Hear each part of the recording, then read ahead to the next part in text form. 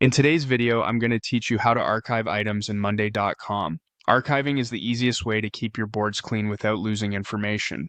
Unlike deleting, archiving simply hides items from everyday view while preserving all their details, so you can bring them back whenever you need them. Start on your Monday.com.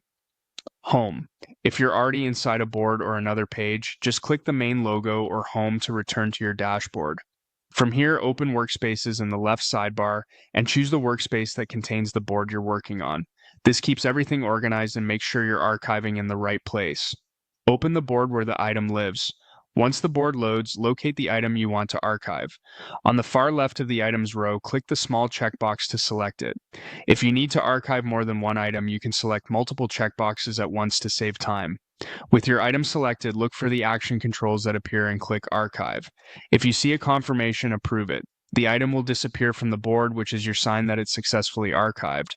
Remember, it hasn't been deleted, just tucked away. To review or restore archived items, go to the Boards menu. In the top right corner of the board, click the three dots to open more options. Hover over View, Archive, Trash, and select it. This opens the board's history area where removed content is stored.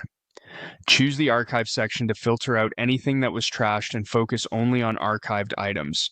You should now see the item you archived. If you changed your mind or archived it by mistake, click the item and choose Restore.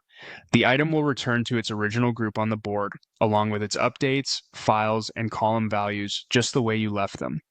A few quick tips to make this smoother. If you don't see the workspace or board you expect, use the search bar at the top to find it quickly. You can select multiple items before clicking Archive to clean up in batches. If you don't have the archive option, check your board permissions with an admin.